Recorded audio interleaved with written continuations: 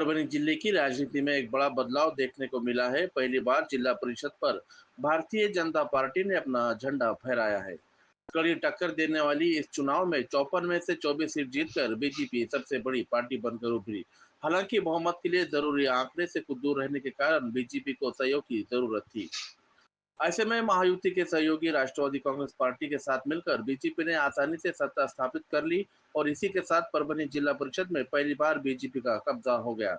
गौर करने वाली बात यह है कि स्थापना से लेकर अब तक इस जिला परिषद में बीजेपी का अस्तित्व बेहद सीमित रहा था। लंबे समय तक शेतकरी, कामगार पक्ष, कांग्रेस, शिवसेना और राष्ट्रवादी कांग्रेस का दबदबा रहा, लेकिन बदलते राजनीतिक समीकरणों के बीच बीजेपी ने धीरे धीरे अपनी ताकत बढ़ा दी और इस बार चुनाव में बड़ा उलटफेर करते हुए सबसे बड़ी पार्टी बनकर सामने आई। इस जीत के पीछे कई बड़े नेताओं की रणनीति अहम रही, जिसमें पालक मंत्री मेघनाथ साकोरे बोर्डीकर, पूर्व विधायक रामप्रसाद बोर्डीकर और वरिष्ठ नेता सुरेश वरपुड़कर का बड़ा योगदान माना जा रहा है। शुरुआत में माना जा रहा था कि बीजेपी शिवसेना शिंदे गुट के साथ मिलकर सत्ता बनाएगी, लेकिन इन वक्त पर राष्ट्रवादी कांग्रेस ने बड़ा राजनीतिक फैसला लेते हुए बीजेपी का साथ दिया। इस फैसले से शिवसेना शिंदे गठ, उद्धव गुट और कांग्रेस को बड़ा झटका लगा। यहां तक कि शिवसेना शिंदे गुट ने अध्यक्ष उपाध्यक्ष चुनाव का बहिष्कार भी कर दिया। आखिरकार बीजेपी और राष्ट्रवादी कुल 39 सदस्यों के मजबूत आंकड़ों के साथ सत्ता का रास्ता साफ हो गया और जिंतूर विधानसभा क्षेत्र से बीजेपी की लता वाकोड़े को जिला परिषद अध्यक्ष पद के लिए निर्विरोध चुना गया। ये जीत सिर्फ एक पद की जीत नहीं, बल्कि परभनी की राजनीति में एक नए युग की शुरुआत मानी जा रही है, जहां पहली बार बीजेपी ने जिला परिषद पर अपना परचम लहराया है और आने वाले समय में इसका असर जिले की राजनीति पर साफ दिखाई दे सकता है। लोक पुकार न्यूज, परभनी। आप देख रहे थे लोक पुकार न्यूज चैनल। अगर आपने हमारे लोक पुकार न्यूज को अभी तक सब्सक्राइब नहीं किया हो तो जल्द करें, लाइक करें, शेअर करें, कमेंट जरूर करें। सर्वप्रथम मी या माझ्या सेवा संस्थेमध्ये जनतेचे आभार मानेन। त्यानंतर आज जे काही घडामोडी घडल्या, आमचे सर्व सहकारी ज्यांनी माझ्यासाठी माझं नाव लावून धरलं उपाध्यक्षासाठी, त्यामुळे मी आदरणीय आमदार राजेंद्र विटेकर, आमच्या पालकमंत्री दिदी व महायुतीतील सर्व नेत्यांचे मी खूप खूप धन्यवाद आभार मानतो। त्यांनी मला ही जी जिल्हा परिषद उपाध्यक्ष म्हणून जी संधी दिली त्याबद्दल मी सगळ्यांचे आभार। आमदार राजेश विटेकरांनी स्वतःच्या भावाला उपाध्यक्ष करण्यासाठी शिवसेनेच्या पाठीत खंजीर खुपसलाय असा गंभीर आरोप शिवसेनेने केलेला आहे। सर्वप्रथम मी एक सांगतो, महायुतीच्या ज्या काही महाराष्ट्रातल्या ज्या काही राजकीय तडजोडी आहेत त्याप्रमाणे आताच दिदीने सांगितलं त्याप्रमाणे की बाबा ज्याच्या जास्त जागा त्याप्रमाणे जो काही फॉर्म्युला चाललेला आहे आणि आमचे नेते माननीय सुनीलजी तटकरे साहेब यांनी अध्यक्ष माननीय राजेंद्र विटेकर यांना ज्या पद्धतीने सांगितलं त्या पद्धतीनंच आम्ही राष्ट्रवादीचे लोक हे वागलेलो आहोत। त्यामुळे कुणाला नाराज करायचा हे काही प्रश्न येत नाही। हे काल पण आमचे मित्र होते, आज पण आमचे अनुभवाचा काय तुम्हाला फायदा होईल वाटते, कारण तुम्ही अनुभवाचा नक्कीच मला फायदा होईल, कारण की स्वर्गवासी उत्तमजी विटेकर त्या परभणी जिल्हा परिषदेचे अध्यक्ष होते।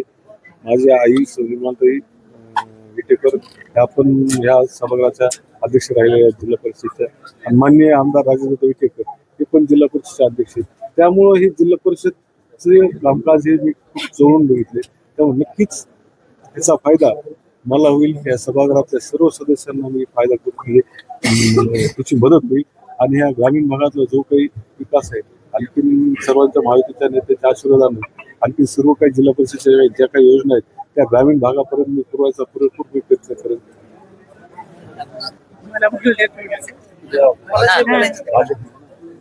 भारतीय जनता पार्टी मला संधी दिलेली आहे।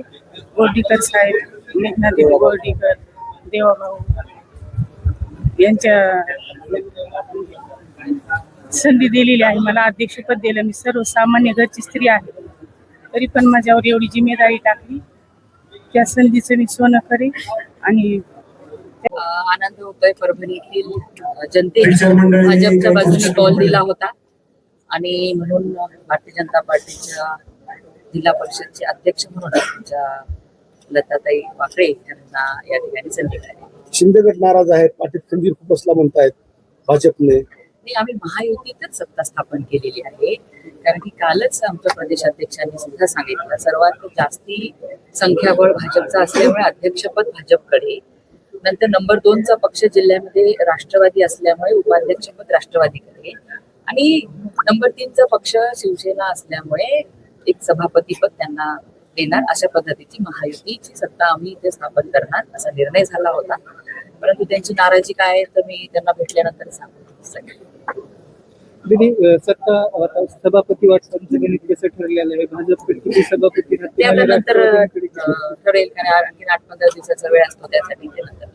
अनेक वर्षापासून प्रशासक होतं, आता काय प्रायोरिटीज असणार? कामे पहिल्यांदा भाजपच्या हाती सत्ता आली जिल्हा परिषदची. बघा, दर्जेदार शिक्षण, आरोग्याच्या सुविधा आणि गावाच्या सगळ्याच सुविधा ह्या चांगल्या पद्धतीने शेवटच्या घटकापर्यंत पोहोचवणं हे आमची प्राथमिकता असेल.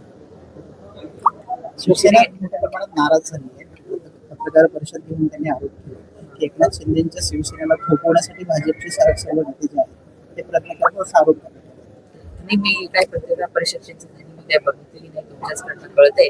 परंतु ते आम्ही सगळे सोबत होतो आणि कशामुळे ते नाराज झाले हे मी बघतो. त्यांचं म्हणणं असं की अध्यक्षपद आम्हाला मिळणार होतं आणि ची सत्ता येऊ नये म्हणून भाजपने हे सगळं राजकारण. बघा, परभणी जिल्ह्यातील जनतेने भाजपच्या बाजूने कौल दिलेला आहे. 54 पैकी 24 जागा ह्या भाजपच्या आलेल्या आहेत. राज्यामध्ये महायुतीचं सरकार आहे आणि नेतृत्वाने एकत्रित बसून ठरवलं की जिल्हा परिषद मध्ये महायुतीचं सरकार स्थापन करायचं. त्यामुळे असा धोका वगैरे काही दिलेला नाही. नगरपालिकेकडे त्यावेळेस काय काय कारणं झाली या सगळ्याची जाणीव आपल्या सगळ्यांना आहे. त्यामुळे त्यावेळेस काही मी इथे बोलू इच्छितो. ठीक आहे, धन्यवाद.